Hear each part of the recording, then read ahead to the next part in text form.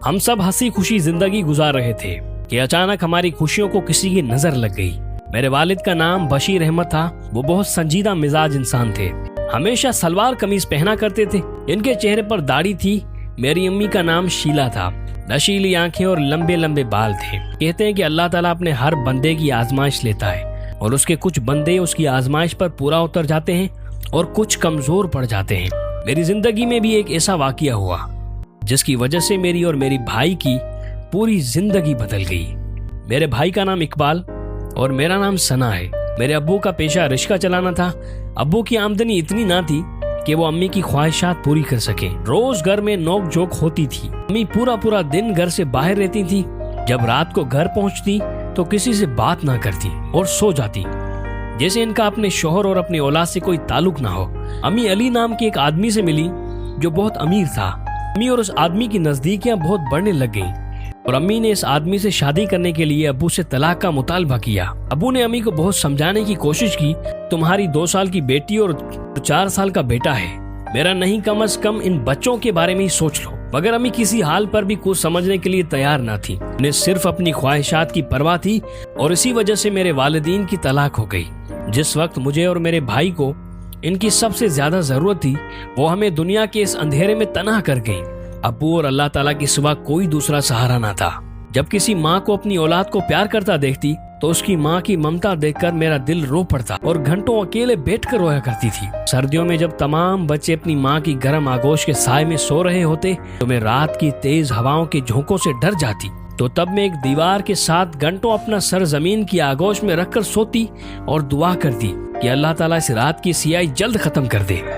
تکلیف جب زیادہ ہوتی تو جب اپنوں سے زیادہ غیر ہمیں ترس کھا کر یہ کہتے، یہ لو کھانا، ہمارے گھر آؤ، کھانا کھا لو۔ کچھ لوگ ترس کھا کر اپنے پہنے ہوئے کپڑے مجھے اور میرے بھائی کو دیتے۔ ہم نے بڑی خوشی خوشی پہن کر اپنے وقت کو گزارتے تھے۔ لوگ کہتے کہ میری آنکھوں میں بہت درد ہے۔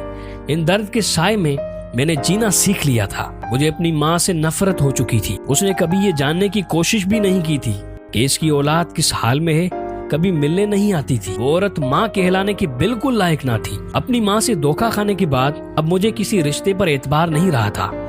میرے ابو نے ہمیں پال پوس کر بڑا کیا اور ہمارے لیے محنت کرتے تھے تاکہ 2 وقت کی روٹی میسر ہو سکے، اور میرے بھائی پریشانیوں کے باعث تعلیم حاصل نہ کر پائے تھے۔ وقت تیزی سے گزرتا گیا اور دیکھتے ہی دیکھتے زندگی کے 10 سال گزر گئے۔ وقت کے ساتھ زندگی بہت بدل چکی تھی۔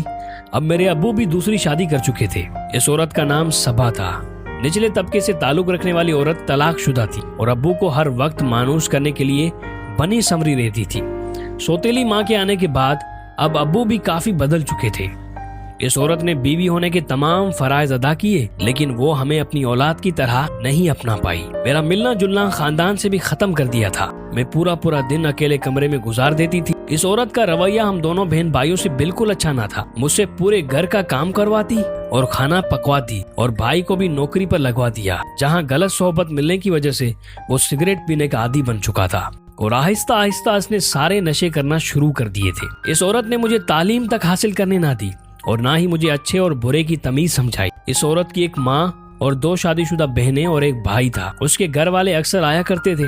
اس کا بھائی اچھی شخصیت کے کردار کا حامل نہ تھا، مجھے غلط نظروں سے دیکھتا، کبھی کسی بہانے سے میرا ہاتھ پکڑتا اور کبھی کسی بہانے سے میرے پاس آ کر بیٹھ جاتا۔ میں نے اس کی شکایت اپنی سوتیلی ماں سے کی تو اس نے الٹا مجھے ڈانٹا، دھمکایا اور گھر والوں کی نظر میں مجھے غلط ثابت کر دیا تاکہ مجھ پر کوئی یقین نہ کرے۔ میں اس عورت کے مظالم کا حصہ بن چکی تھی۔ اس نے میری ناسمجھی اور معصومیت کا فائدہ اٹھایا اور جس عمر میں بچے پڑھتے ہیں اس عمر میں میرے دماغ میں عشق و محبت جیسی باتیں بھر دی۔ اپنی ذاتی مفاد کی خاطر میرا رشتہ اپنی خالہ کے بیٹے سے کر دیا۔ رشتے کے وقت میں 12 سال کی تھی اور 1 سال گزرنے کے بعد آپس کے اختلاف کی وجہ سے رشتہ میری سوتیلی ماں نے ختم کر دیا۔ سوتیلی ماں مجھ سے کسی نہ کسی طریقے سے جان چھڑانا چاہتی تھی۔ میرا رشتہ روحان نامی 26 سالہ لڑکے سے کر دیا۔ اس کی عمر 26 سال، گندمی رنگ کا تھا، غریب طبقے سے تعلق رکھتا تھا اور رکشہ چلاتا تھا۔ رشتے کے بعد وقت تیزی سے گزرتا گیا۔ اب میری عمر 15 سال ہو چکی تھی۔ شادی کی تیاریاں ہو رہی تھی۔ ایک دن میں اور میرا بھائی شادی کا سامان لینے بازار گئے۔ وہاں سے واپسی پر ایک عورت روڈ پر بھیک مانگ رہی تھی۔ اس کی صدا کان میں آئی تو ہم دونوں نے پلٹ کر دیکھا۔ وہ کوئی اور نہیں، ہماری ماں تھی۔ وہ ہمیں پہچان نہ سکی۔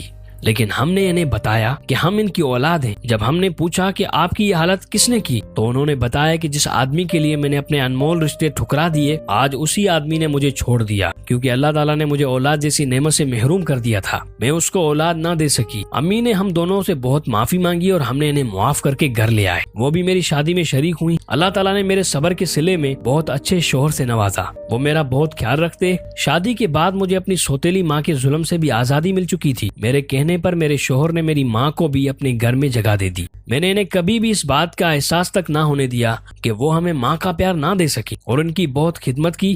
میں اللہ تعالیٰ کا شکر ادا کرتی ہوں کہ مجھے اس نئی زندگی میں سکون، محبت اور وہ سب کچھ حاصل ہے جس کی مجھے چاہت تھی۔